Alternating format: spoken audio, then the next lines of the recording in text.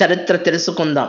మనకు స్వతంత్రం అంటే కేవలం గాంధీ గారు, నెహ్రూ గారు మాత్రమే గుర్తొస్తారు. కానీ చరిత్ర పేజీల్లో నలిగిపోయిన ఒక సింహం ఉంది.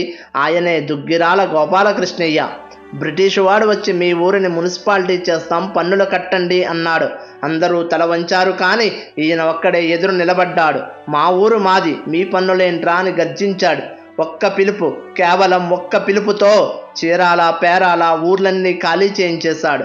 11 నెలల పాటు పక్కనే ఉన్న ఇసుక తెన్నెల్లో రామ్నగర్ కట్టి వేల మంది ప్రజలతో కలిసి గుడిసెల్లో బతికాడు తప్ప ఆ తెల్లవాడికి ఒక్క రూపాయి పన్ను కట్టలేదు. అదే మొండితనం అంటే, అదే ఆంధ్రరత్న పౌరుషం అంటే. ఆయన స్థాపించిన రామదండు సైన్యం చూసి బ్రిటిష్ వాడి గుండెల్లో రైలు పరిగెట్టాయి.